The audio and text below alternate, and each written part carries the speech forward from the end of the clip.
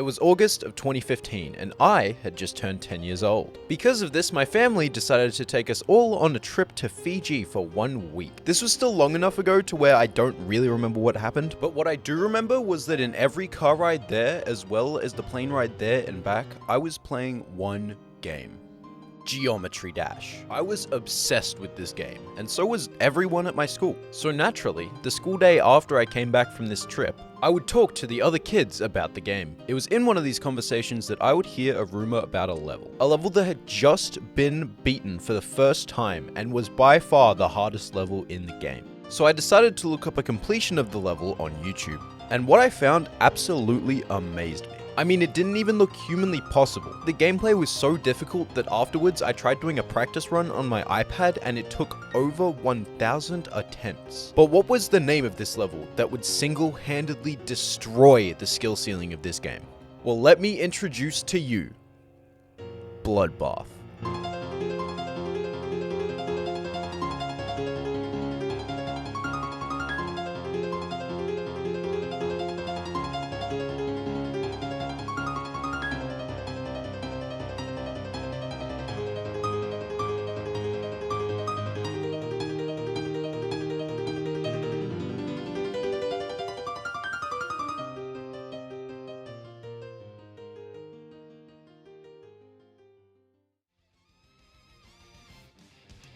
Bloodbath as a level is probably the most iconic, hardest level in all of Geometry Dash's history. At the time of its announcement, it was even thought by many people to be impossible. It was such a difficult achievement to go for that it took over 7 months of a large portion of the community grinding the level to only have one person beat it. And even after this happened, it managed to keep its spot as the hardest level in the game for over a year. And even after there was another hardest level in the game, it turns out that the person who verified that actually hacked it, meaning that Bloodbath was still the hardest level. At the time of recording this, Bloodbath has obviously fallen down from 2015, and it is now sitting around 350th place. Which, considering that 8 years have passed since it's come out, it's wildly impressive that it hasn't fallen further. It just goes to show why the community holds this level in such high regard.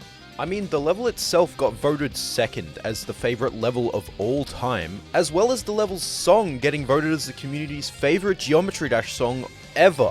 I think I've talked enough about the level itself though. Let's move on to why I decided that it would be a good idea to try and beat it. Around 6 months ago, there was a video released exposing that the #1 player in Geometry Dash for over 2 years had actually been cheating pretty much the whole time. And while this is obviously a bad thing, it did bring a lot of publicity to the game. Enough to where I saw this happening and thought to myself, oh yeah, Geometry Dash exists, I'm gonna play that again. The last time that I played this game was when I beat my hardest level at the time, Crazy 2. And that was at least 9 months before. So I loaded the game back up and played some old levels that I remembered before thinking it might be fun to try and do some small segments of Bloodbath. You know, to see how far I could get. Not try and beat the segment, that'd be ridiculous. Bloodbath's too hard for me, I'd never be able to do that. What? So this run caught me by surprise. I didn't think I'd actually get good enough to get through one of the sections, but if I was capable of doing one, I might as well see if I can do more.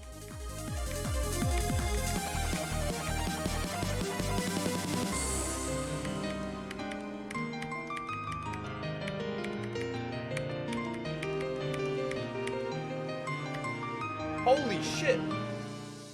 This is the run that showed me that although this level is still extraordinarily difficult, it's not impossible. I didn't know it at the time, but this realization would be the beginning of an extensive journey.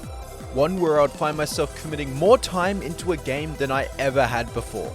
This is what began my quest to beat Bloodbath. However, there is a slight issue.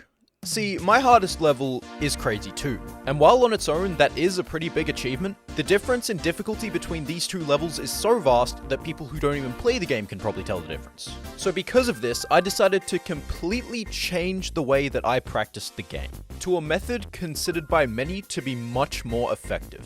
Start positions. See, start positions were intended to be used as a tool for creating levels, so that you could playtest your creations without having to beat the whole level up until the point that you're curious about. And usually, if you place multiple of these throughout the level, you just spawn at the one furthest in. However, that's where Mega Hack comes in.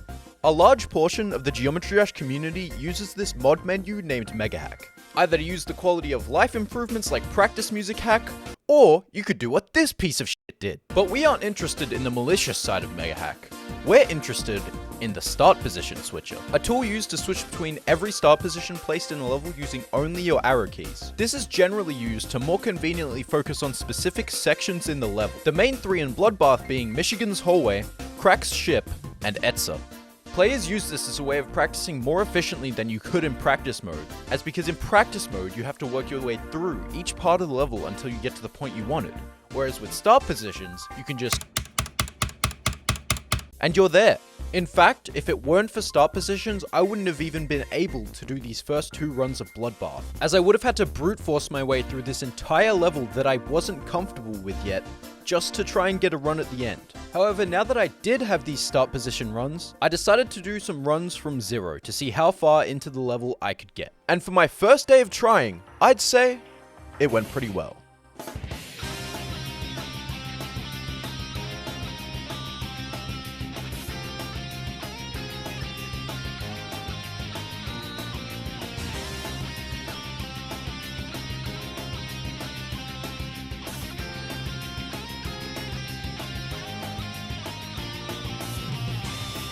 I had made it to the ball section. How the fuck? Getting this on my first day of playing definitely gave me an ego boost as to how good I was at this game. I'm not trying to say I'm one of the best, I mean, look at this shit. But hey, I'm definitely not one of the worst, which is why after getting this run, I decided to practice the entire level. As leading up to this point, I had only played the sections I had beaten. This decision led to me fluking a run from 60 to 77%, which I didn't record. But it's okay, because I hit it like 5 minutes later, so we now have recording of it. Cool. I then decided to go for a run even further back at 54%, which got all the way up to 71%. I then spent the rest of the day just practicing, not getting any major runs, but definitely getting more consistent. After getting on the next day, holy shit, I looked like that? For reference, I look like this now. What happened? This wasn't even that long ago. Anyway. On this day, I decided to mainly focus on getting runs from the start again, and within 3 hours of playtime, I managed to get 4 runs that were new bests. 1 to 21%, 1 to 22%, 1 to 25%, and finally, 1 to 27%. I had made it to Michigan's Hallway, the hardest part in the level. This naturally led me to stop doing runs from 0 because I'm obviously not going to get through the hardest section in the level by just brute forcing it from the beginning. So I went back to practicing with start positions, which after getting more consistent with Michigan's Hallway and Crack's Ship, I decided to start practicing Etza. This somehow led to me pulling out a run from 70 to 98%. I then followed this up only 10 minutes later with a run from 70 to the end. So now, not only did I have a run going 27% into the level, I had a run covering the last 30, meaning I only had 43% more to cover before I had this level down to 2 runs. And after realizing this, that I was over halfway to that point, I decided to make it my new goal to fixate on. And fixate I did.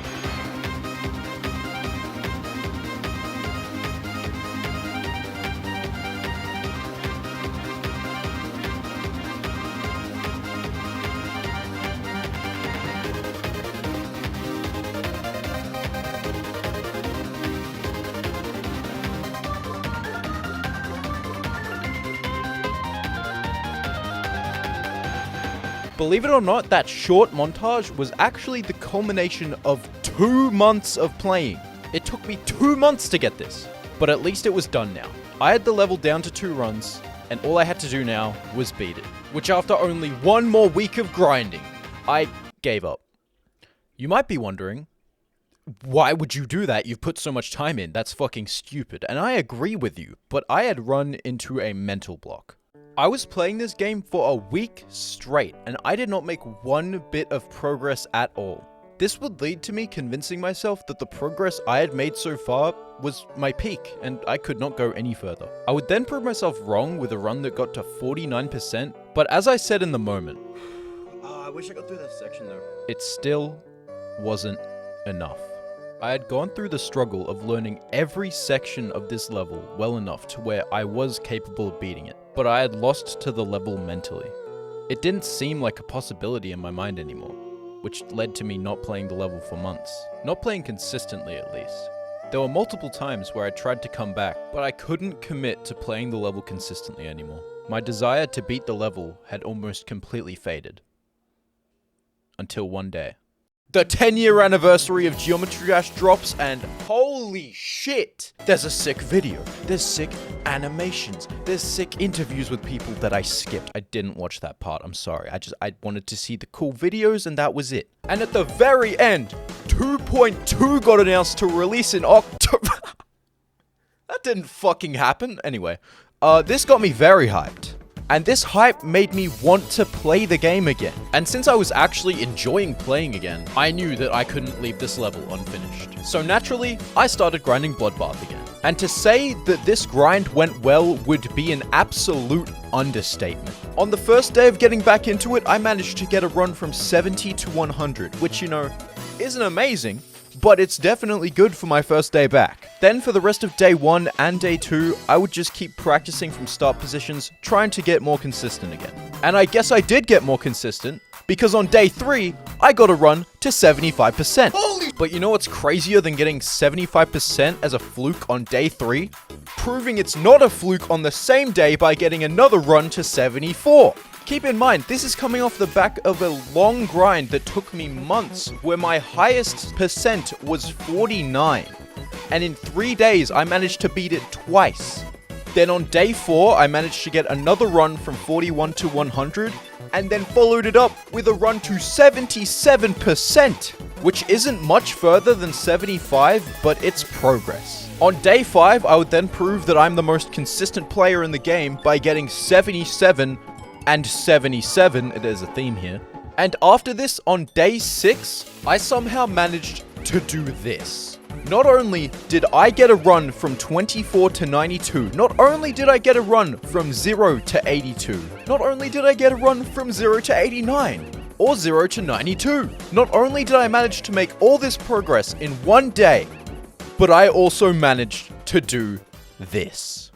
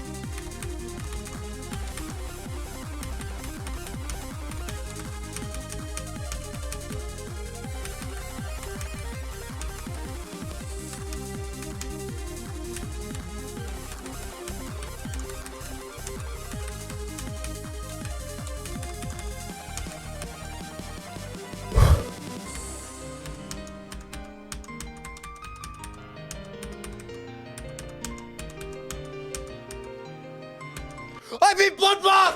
Holy shit! I beat Bloodbath! Yes! Yes! Yes! Oh my god!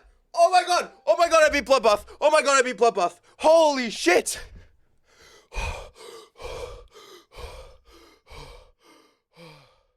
Beating this level is easily the biggest achievement that I have ever gotten in anything gaming related. So please, watch my other content. What did you expect, a heartfelt message? I'm shilling! Watch it all! Like, subscribe, please! Like every video!